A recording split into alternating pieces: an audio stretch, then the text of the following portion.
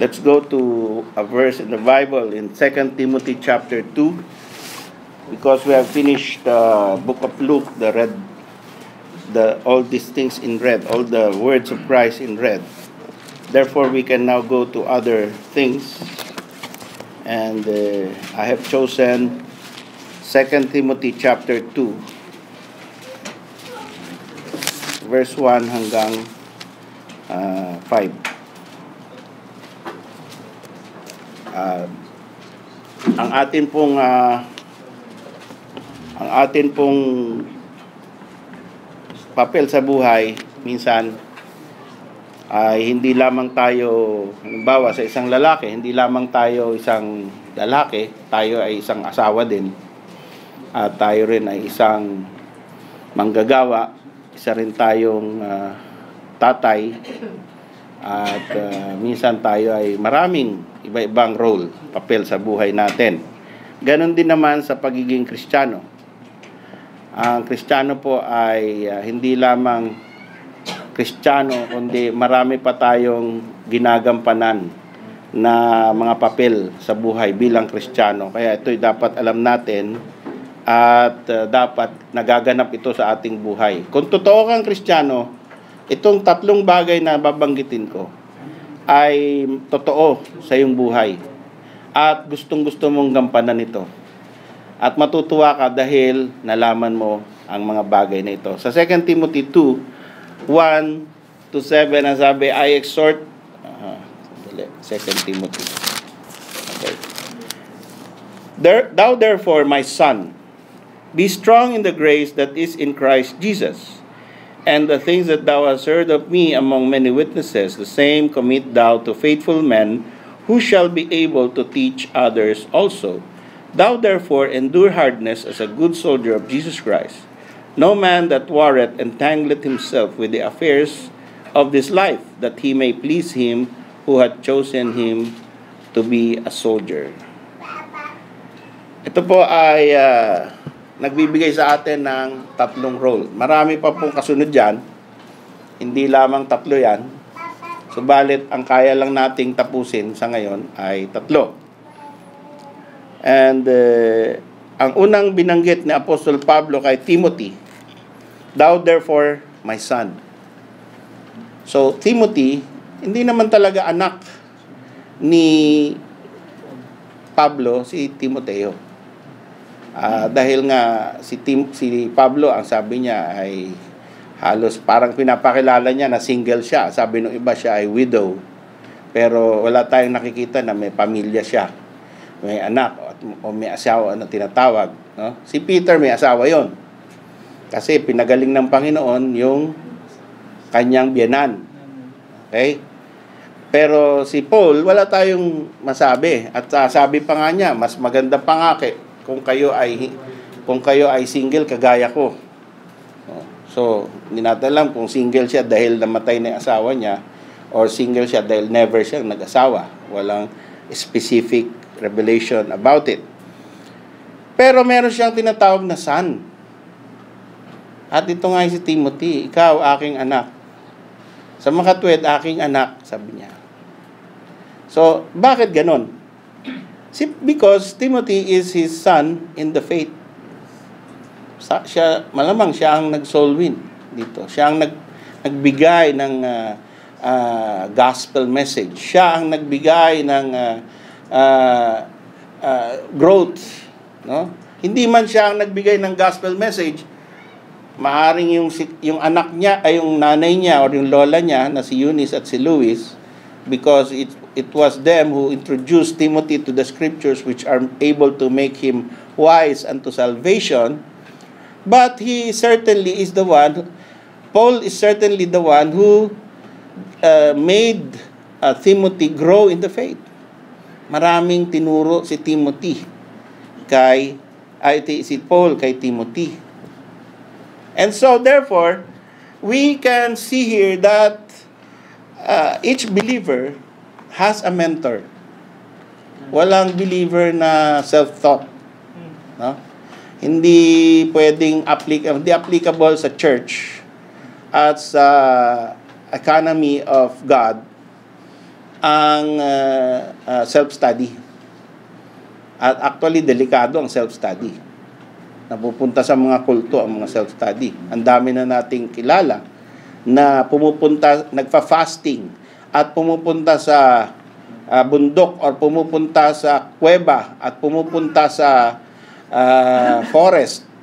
Paglabas nila, meron na silang kakaibang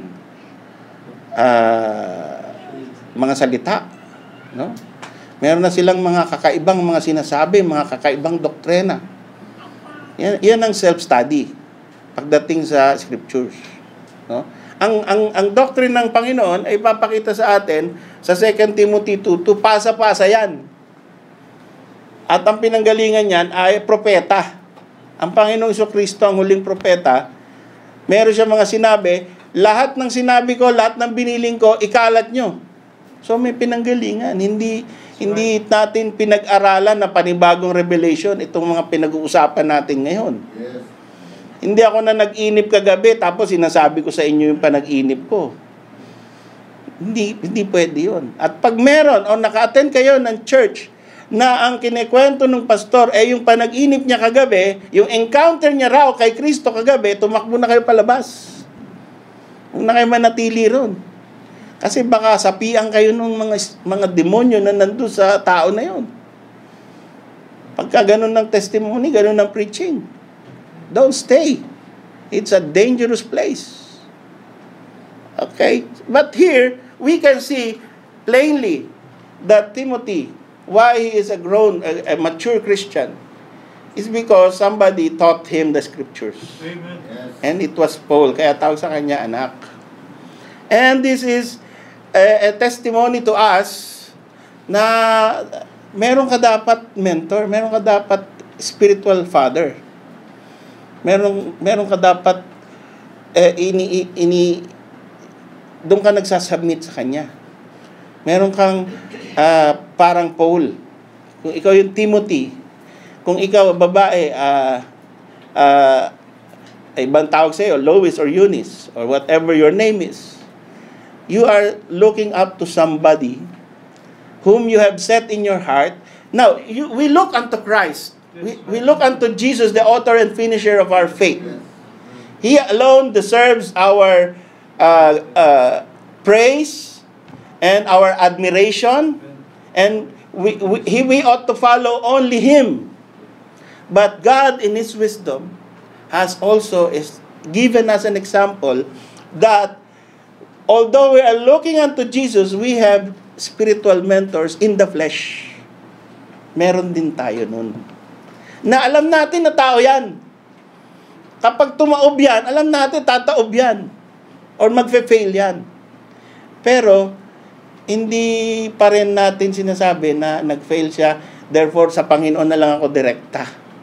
Meron pa rin tayong, pag nag-fail yung isa, hanap tayo iba. Pero kailangan meron. Na sa kanya tayo tinitingnan natin. Paano niya sinusunod ang Panginoon? Paano niya pinipreach ang Panginoon? Ano ba? Sa kanya tayo tumitingin pag meron tayong question sa buhay natin. No? Meron tayong tinatanungan. No? Hindi tayong mag-isa diretso. Although, yung mga simple lang, nasa scriptures na ang kasagutan yan. Pero may mga bagay na, ito, kagaya ni Timothy, meron siyang Paul. All sons have fathers, and therefore all disciples must have disciplers. That is the message of this first verse, that the believer has to assume the position of a son. Tayo ba meron?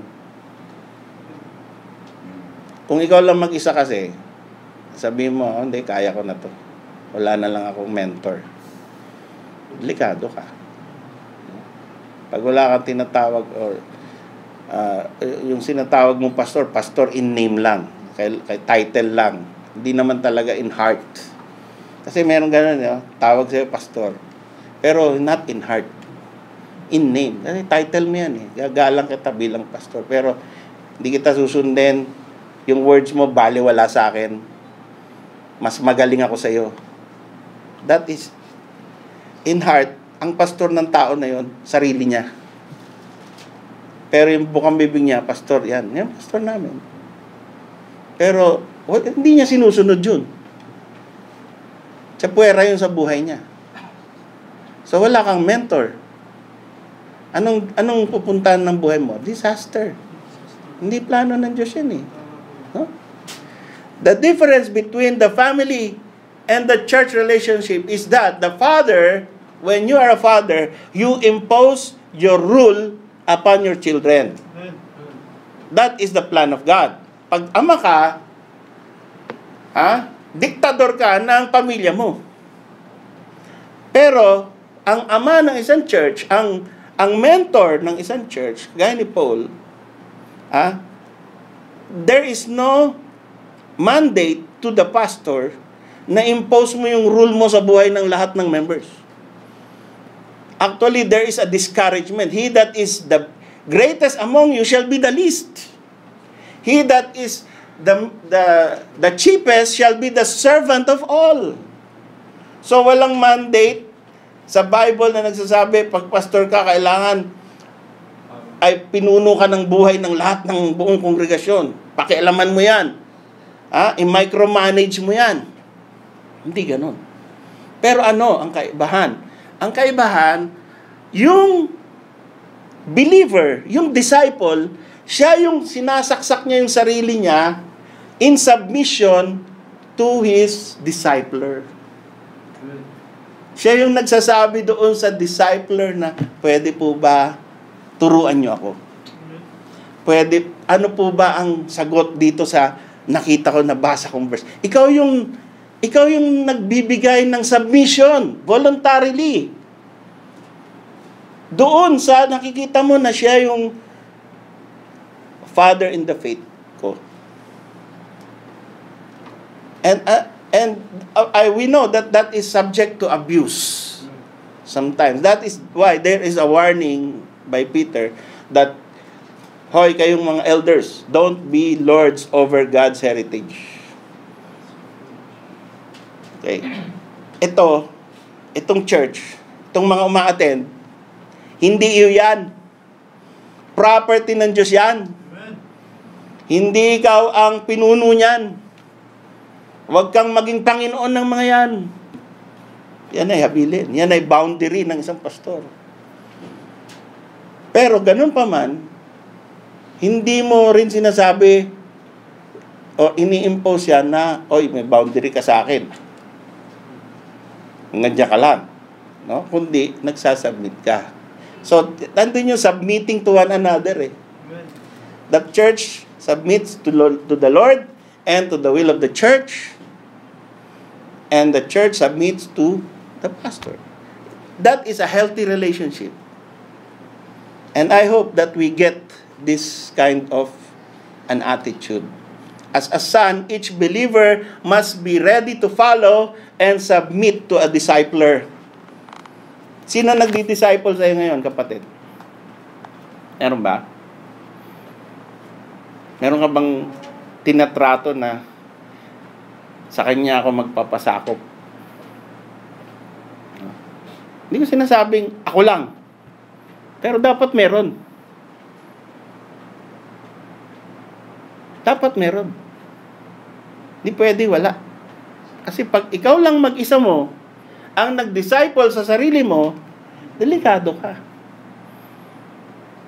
Tama ba? Do you agree?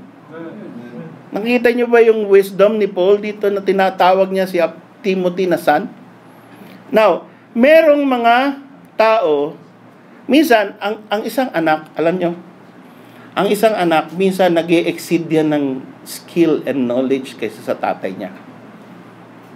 Sino dito kaya ang mas matalino na kaysa sa tatay niya? Mas marami ng alam, mas magaling, mas mataas ang pinag-aralan. Sino rito? Masasabi niyong, magaling na ako sa tatay ko eh. Pero yan totoo, no? Kasi syempre, bata ka, yung technology nag-upgrade. So, syempre, mas marami kang makukuhang knowledge, mas madali, kaysa ron sa tatay mo. Pero lang kung tatay mo, napaka-genius talaga. That is an exception, no? Pero, It happens. And that doesn't mean na aapihin mo na yung tatay mo, tsapwerohin mo na sa buhay mo, hindi ka na magsasubmit sa kanya, porket mas matalino, mas mayaman, mas marami kang kaalaman kaysa sa tatay mo. Tama ba? Tatay mo pa rin yun. Kahit na yun ay old-fashioned and old technology, old school, kaysa sa'yo. Ganon din naman sa spiritual. Maaaring mas marami kang alam sa theology. Maaaring mas maraming beses mo na nabasa ang Bible. Maaaring mas magaling ka sa doctrine. Maaaring mas marami ka na soul win. Mas masipag ka. Mas marami ka na itites. Pero hindi ka pwedeng magyabang doon sa binigay ng Panginoon sa iyo na mentor, discipler. Meron ka pa ring humility na sabihin mo, ito ang mamumuno sa akin. Dito ako magsasubmit. Hindi ko pagyayabangan to.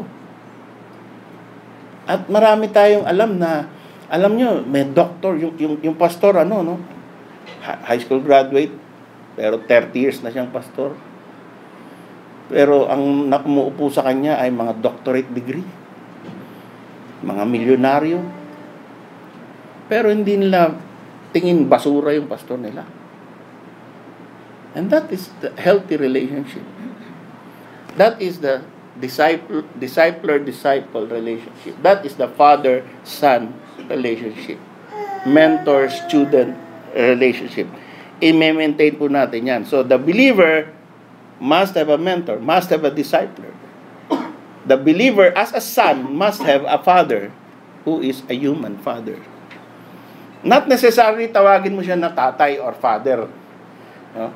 Father Nilo, Father Abraham or Father Rael. No? Hindi not necessarily may title na father ang isang pastor. Actually, binawal yon. Pero tinuturing mo siya, yung paggalang mo ba sa kanya, yung pag-estima mo sa kanya. Alam niyo, sabi, pagka daw may pagkakamali ang isang elder, no? Anong sabi? Rebuke not an elder, but entreat him as a father. Mali. Magkakamali yan eh. Tao yan eh. Pero pag nagkamali yan, hindi mo sasapawan niya ng rebuke. Oh, mali ka. Napakatanga mong pastor. Hindi ka dapat sundin. Bumaba ka dyan. Huwag ka na mag-preach. Hindi daw ganun. Sabi ng Bible. Entreat him as a father. So, entreat means makiusap. May pagkakamali. Pastor, usap po tayo. Pwede po ba? Kasi po, pwede po ba baguhin niyo yung style niyo? Na kakamot-kamot kayo sa ulo pagka habang nagpipreach. Or sumisi nga kayo habang nagpipreach. Meron akong alam na pastor eh. No? Habang nagpipreach, diba? Ang pangit, di ba? Hindi siya sinasaway ng kahit sino kasi natatakot siguro, no? Pero kung ako member nun, pastor, ay, medyo, pwede mo ba gawin natin ganito? Papakumbaba ka pa rin. No? Or meron siyang masyadong kinakagiliwan na babae. Yan, kasalanan ng mga pastor yan. Hindi karamihan. Meron, mga ganon. Lagi napapansin, ano? Ang ganda mo, iya. Ay, danger yan. No? Pinapatawag sa office. Laging yun ang kinaka-counseling kahit walang problema. Delikado yan. No? Oo. Warning yan. So, ikaw nakakakita ngayon. Ang gagawin mo? Pastor. And treat him as a father. That is the way to do it. Okay? As a son. A believer as a son. And you know what will happen? Pagka ang lahat ng congregation ay ganyan ang attitude sa kanilang mentor, sa kanilang pastor. Yung pastor na immature, magmamature yun. Parang meron siyang pressure group na pambira. Ganito pala feeling ng ano. So, magtatanda ka. Alam niyo, nung 1981, namatay yung tatay ko. Hindi ako sanay na kinukonsulta ko ng nanay ko sa mga desisyon. Pero nung 1981, nung namatay yung tatay ko, sabi niya, Nilo, ano na gagawin natin? Nasyak ako nun. Ba't ako kinukonsulta nito? Dati naman ay inaalagaan niya lang ako. Pinapakain niya lang ako, pinapaaral niya lang ako. Ngayon panganay nga pala ako. Kaya yung panganay. Sino panganay dito? Mga panganay. Taas kamay panganay. Kayong mga panganay. Bigla kayong aasahan ng pamilya pagka wala yung ama ng tahanan, no? So, magmamature ka eh. Pag ikaw na tinatanong ng marami, anong gagawin natin? Ano ba ang tingin nyo rito? Hindi basta sagot ka lang ng sagot eh. Makasagot lang eh, no? Tapos, gaya ng ibang tatay, pagka ayaw magpa-istorbo, huwag kang maingay dyan. Tatanong yung anak mo, no? Dad, ano po ba ang 3 plus 8? Tumahimik ka dyan. Busy ako. Ganda-ganda ng basketball eh. 3 plus 8 po assignment namin eh. Okay, so it will give you maturity if that happens. And you know, it also give the church growth spiritually.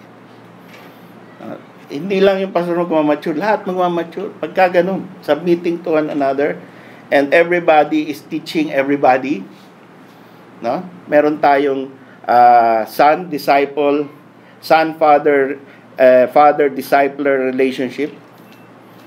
Okay? So, magkaroon tayo nun. Maging ganun ka. Maging anak ka.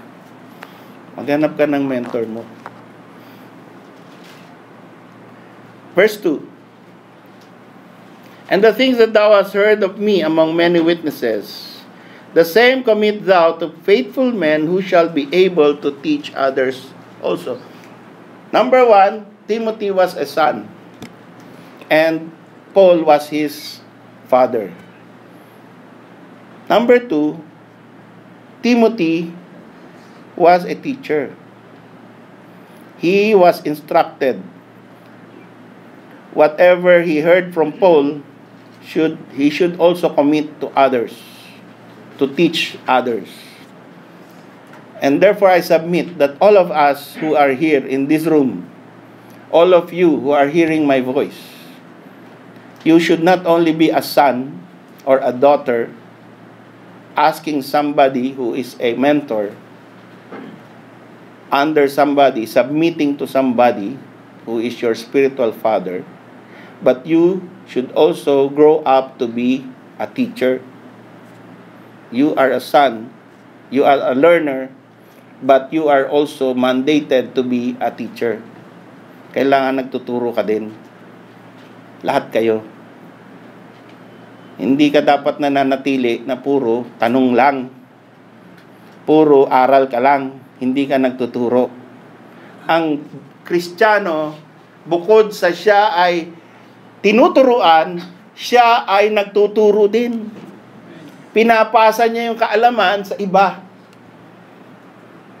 Kaya, soul winner ka? Discipler ka rin? Meron ka pinagpipray na tao na ini-invite mo. Now, as a teacher, ano ba? Sa secular, ang teacher, laging may lesson plan yan. Kaya yung iba, hindi marunong gumawa ng lesson plan, bumabagsak sa LET. Hindi marunong gumawa. So, number 1 yan. Kailangan may lesson plan ka. May lesson plan ba tayo? Itong week na to? para ituro sa iba? Kung ikaw ay isang teacher na, maaaring ngayon, sabi mo, hindi pa kami ready, Pastor. Okay. So what do you do so that you will be ready? Because you already receive a mandate that the things which you have heard of me, the things which I have heard from my spiritual father before, the same commit thou to faithful men. So, pasa-pasa lang yan. Hindi tayo mag-uumpisa ng panibagong relihiyon dito. Na kung ano yung naimbento ko, ipapasa ko sa inyo. Alam nyo bakit ang daming relihiyon ngayon? Ang daming born-again fellowship? Ang daming nag-iimbento. Kaya maraming mga fellowship. Hindi sila, wala silang pinanggalingan. Nagbasa lang sila ng Bible. Tapos, binigyan nila ng modern touch. And therefore, is born another church, another fellowship. Nagaling sa kanila ang diskarte. Saan kayo nakakita 100 years ago na merong praise and worship na ginagamit ang tambol at lead guitar sa mga churches ng Panginoon? 100 years ago, wala yan. Paano nagkaroon yan? Sino nagpasa sa kanila yan? Bakit ngayon ganyan na uso? Imbento yan ng modern. Ginagaya nila yung entertainment ng mundo, pinasok nila sa church para dumami yung membro ng mabilis. Yung concert atmosphere. Sino mas maraming uma-attend? Sino yung daan-daan uma-attend tuwing Friday? Yung mukhang concert, pag pumupunta ka ron, tumatalon, sumasayaw, gumugulong, yung iba. Ang gulo, pag nag-pray, sabay-sabay, ang lalakas. 30 minutes na paulit-ulit. I love the Lord. Hey! I love the Lord. Hey! Ang buhay ng Kristiyano ay masayang tunay. Hey! Masayang tunay. Hey! Paulit-ulit siya isang oras. Pag pagod ka na, kahit ano sabihin ng preacher, amen na. Pagod ka na, katatalon eh. Pero, wala naman yan. Tingnan nyo sa Bible, meron bang ganon? Walang ganon. Yung panahon ni David, iba yun. Panahon ni David, that is national Israel. Pambansang pagsamba yun, hindi sa simbahan pagsamba yun. So, invento yan. 200 years ago, sa mga Baptist churches, walang Christmas. 200 years ago, magbasa kayo ng Wikipedia, Encyclopedia Britannica. Sa Amerika, ban ang Christmas. Pero ngayon, lahat meron na. Okay? So, may mga iniimbento tayo na dinalagay natin sa church na hindi naman dati. Ito, sabi, yung mga tinuro ko sa ipasa mo. So, ituturo ninyo yung napakinggan ninyo, yung nakita nyo sa Bible na tama. Huwag nyo papasa yung tingin nyo mali. Because God has given you, as an individual, a sound mind. So don't say, sinabi yan ng pastor. When you pass on the teaching to the next generation, tell them, thus saith the Lord. Amen. The Bible says. Don't say, Pastor Nilo says. That's wrong. Having received the mandate as a teacher, believers should now always prepare a lesson plan. Now, how do you have a lesson plan? First, listen. Are you listening? Amen. So, listen. Then, after you listen, or while you are listening, understand. Ang Panginoon minsan, Sinasabi pa niya, kino-confirm pa niya after preaching, sabi niya, naniniwala ba kayo sa sinabi ko? Believest thou this? Yes, Lord. And he wants to hear the response. Yes, Lord. So, listen. But don't only listen. Understand. Pasok nyo yan sa utak nyo. Kung ayaw pumasok, baka mali. Or baka, hindi ka handang pasukan nung lesson, nung katotohanan, dahil wala ka pang Espiritu ng Diyos sa iyong puso. Dalawa lang yan eh. No? Pag may katotohanan, papasok yan doon sa may Espiritu ng Diyos. Pero pag ayaw pumasok, wala kang nakuha. No? Wala ka na pala. 1 oras ka nandito, 5 oras ka nandito, wala ka na pala kundi yung kakainin natin mamaya. Yun lang na pala mo. Ay ba, Espiritu ng Diyos. Alam nyo, mas masarap ang pagkain ng salita ng Diyos kaysa pagkain ng laman. Amen. Ang pinupunta ng tao dito, hindi yung pagkain na inihahanda para sa ating bibig, kundi yung pagkain ng kaluluwa. Amen. That is the most important thing here. And once you receive it, you teach it. You listen hard, you understand what your ears have heard, then you study with friends. Don't just leave it here, all the study, dito lang. Call a friend. That is how you prepare a lesson plan and become a teacher. Call a friend. Brad, magkita tayo during the week, or sis, pwede bang bumisita sa inyo? Sana may gumawa nun during this week. No? Magtawagan tayo, no? Tapos sabi mo, sis, pwede bang bumisita? Or magkita tayo sa Kruwatay. Mahal doon. Pag lalaki, sa pick na lang. O kung saan kayo pwedeng magkita. No? Kita tayo. Bakit? Usap tayo tungkol sa Bible. Pag-usapan natin yung preaching. Nung nakaraang Friday. Or yung Friday school. Or meron lang akong concern. Gusto ko pag-usap tayo tungkol sa Biblia. Yung 2 lang kayo, o 3 kayo, or 4. No? Nag-uusap kayo. Nag-grow kayo nun. When you study with friends. Huwag nyo pabayaan yun. No? Set a meeting. Pwede ba natin gawin yan? Tawagan tayo. Okay? Pag tinawagan kayo, busy ako eh. Kailan kayo hindi busy? Busy ako eh. No? Ibig sabihin, ayaw mo. Sabihin mo na lang, ayaw mo. Hindi ako interesado. Ganun na lang, simple, no? Pag di na ako busy, kailan nga mga 20, 30, ganyan, di na ako busy nun. Kasi exit na ako, tanda na ako. Okay. So, we must not be too busy for the Lord. You must be a teacher, and you should listen. Not only preaching here, there is a lots of preaching in the internet. Mamili tayo. No? Mamili tayo. Huwag kayo makinig kay Soriano. Lalasunin ng isip nyo. No? Merong dati, naging membro rito eh. Buwi ng Pilipinas.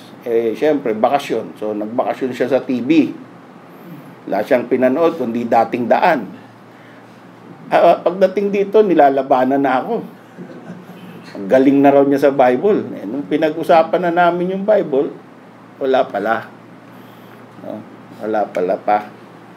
So, listen, understand, study with friends, and then after studying with friends, study privately. Ikaw lang mag-isa. How do you study privately? Read books. Read books, read articles, print it out. If you cannot stare at the monitor or at the iPad or at your cell phone screen in a prolonged manner, Then print it out. Then read. Sino kaya sa atin dito nagbabasa pa ng libro? Mga puro cellphone na tsaka iPad binabasa natin. No? Nagbabasa pa ba kayo ng mga print out ng mga tracts? No? Oh. Nagbabasa pa ba tayo ng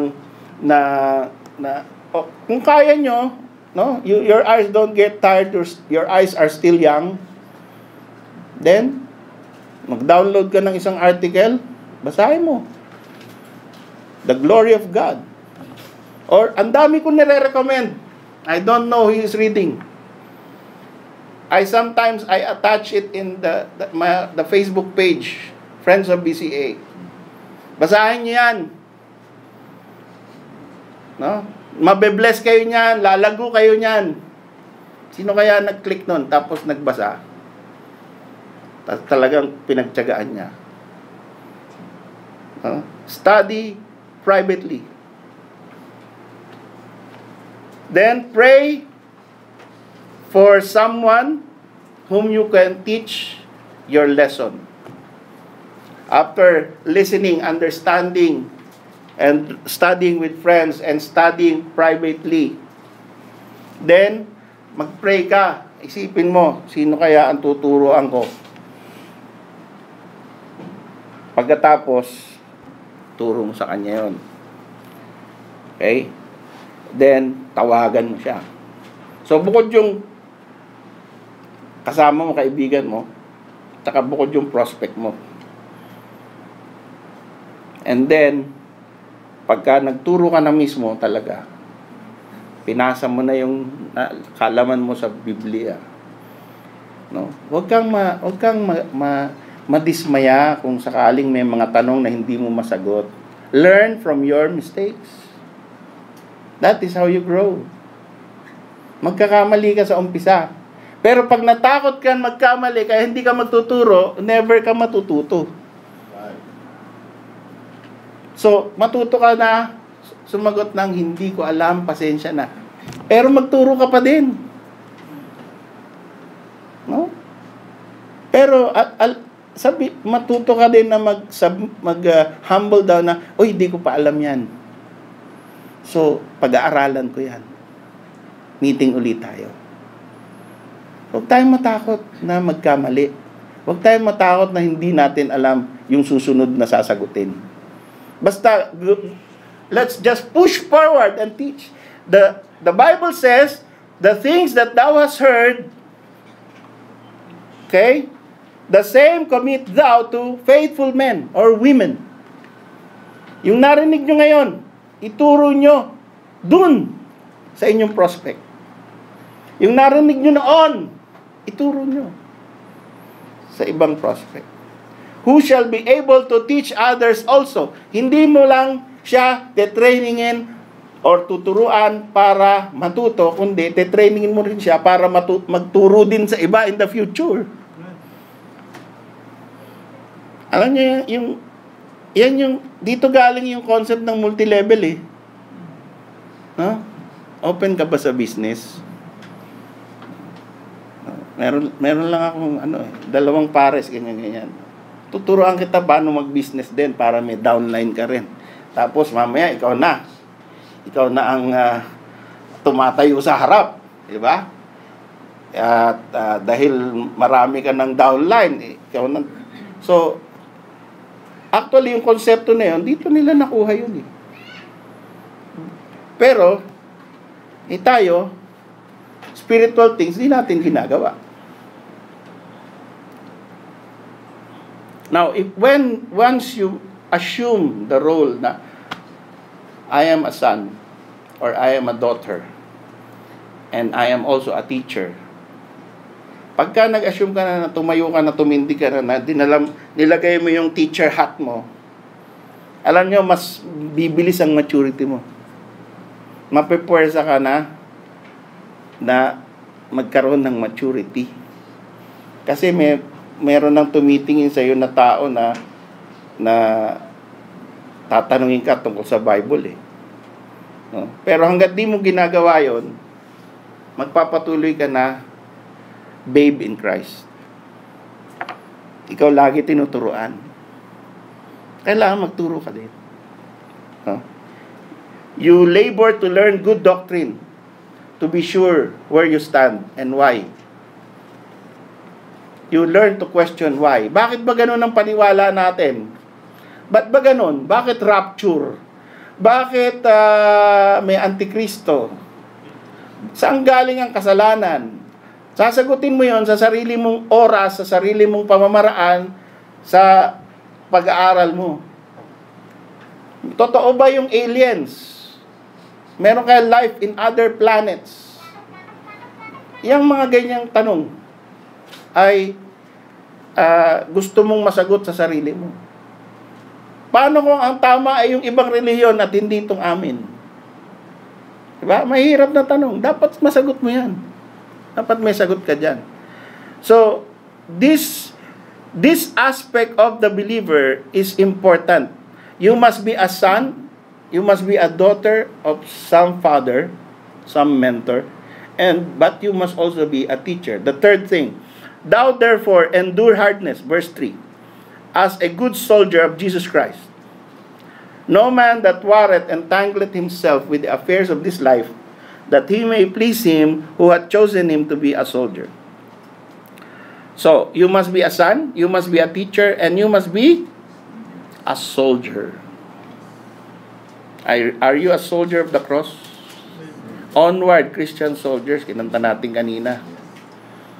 As a soldier, merong sinasabi rito na parameters.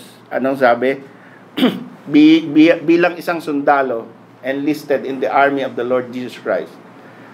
Kailangan daw, number 1, you must endure hardness. Kailangan ay kaya mo ang kahirapan ng pagiging Kristiyano. Hindi ka dapat balat sibuyas. Hindi ka dapat konting hindi mo nagustuhan sa isang church ay magre-resign ka na. Ano? Meron na mga nag-resign dito eh. Kasi hindi nila nagustuhan yung isang meeting. Hindi nila nagustuhan yung isang encounter online. Hindi nila nagustuhan yung isang preaching. Balat sibuyas. Sabi, magpakatigas ka. Magpakatibay ka bilang isang sundalo. Ang sundalo talagang apoy man yan. Alam niyo ang ginagawa? Ang sundalo, ang sibilyan, pag may sumabog, anong gagawin ng sibilyan? Takbo palayo. Ang sundalo, takbo palapit. Hawak yung armas. Yun ang sundalo. No? Uy, may gulo ron na. Pambira. Yan. Lulusob yan. Trabaho niya yun. Yun ang training niya. No? Hindi yung sundalo. Uy, pambira. Atakbo na nga. Baka mamatay pa ako. Hindi sundalo yun. So, ano ka? Are you a soldier of the Lord? Tayo ba ay may attitude na endure hardness? No? Kahit ano pa mangyari, nandyan ako, suporta ako dyan. Tatatag natin yan. Gawain yan ng Panginoon. Para sa Panginoon tayo, sige. No? Whatever happens, that is enduring hardness. And ano sabi rito? No man that warreth. Ibig sabihin, we are in a war. So you make war. You engage in battles. Don't run away from war, from battles. As a good soldier, the soldier is not a war freak, but in times of war, he shines. And sinusubo talaga siya sa gera eh. And we are in a war. Kung Kristiyano ka, you just enlisted in the front lines of a war between good and evil. Nag-engage ka ba? No? Or are you just trying to make life pass until the Lord calls you home? Until the Lord says, come up.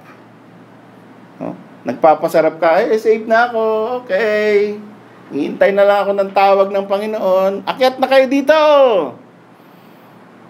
Pero wala kang gera na sinasalihan. No? Ano ka lang? Peace ka lang. No? Peace. So, hindi daw ganun eh. Sabi rito, you must engage in war. And once you are in a war, you don't entangle yourself with the affairs of this life. Ibig sabihin, wala kang attachment dito sa mundo. Now, naturally, may mga attachment tayo. Meron tayong love life. Meron tayong family. Meron tayong properties. Meron tayong career. Yan ang mga attachment eh.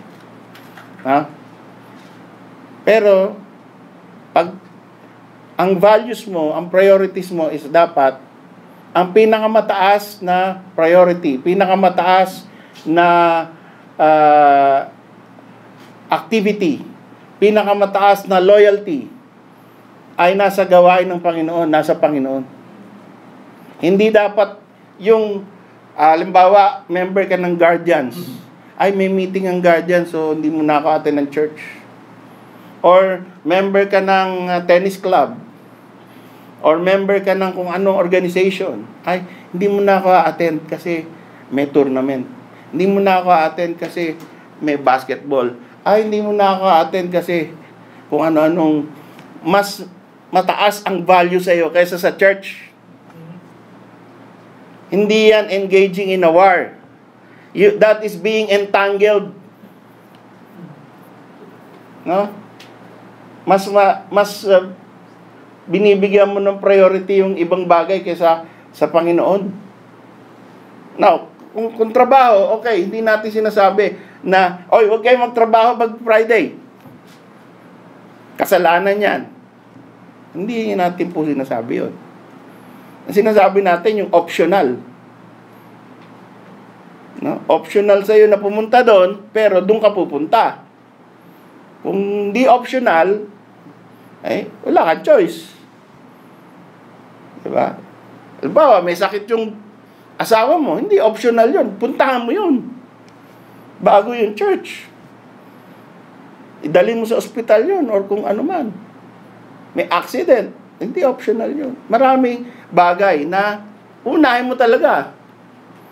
Pero yung hindi naman, pwede namang hindi pumunta doon, pero mas unahin mo yung kaysa dito, mali yun. Why? Sabi rito, don't be entangled with the affairs of this life, that He may please Him. Sino ang binibigyan mo ng pleasure? Ang Panginoon ba? O ang sarili mo? Dadating ang panahon, sabi ng Bible, that men shall be lovers of their own selves more than lovers of God. And ang tao always try to make the earth their heaven. Yan ang tao eh. No?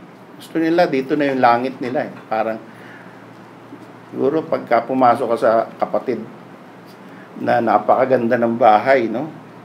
Tapos inubos niya talaga yung pera niya, tapos di siya nagtatay. Brad, parang nasa langit ka na. No? Parang ito na yung langit ah. Galing pagpatutsada, no? Okay, so, huwag po tayong ganun. So, number 1, actually, this is a call to action. Dapat may mangyari sa buhay natin after hearing this kind of message. Are you a son? Are you a daughter? Do you have a mentor? Meron ka bang sabi mo, kanya ako. Sa kanya ako magpapasakop. Sa kanya ako magtatanong. Sa kanya ako pupunta. sa tao na yun. Are you a teacher? Or have you begun your journey to be a teacher? Kahit gaano ka pa kabata, no? Kahit gaano ka pa katanda, nobody is too old or too young to be a teacher. Nobody is too young in the faith to be a teacher. But we must all prepare to be teachers and pass on the knowledge of God to others. And lastly, you must be a soldier. Ikaw ba ay nakakarinig at sumusunod doon sa order ng iyong commander-in-chief? Tumayo po tayo.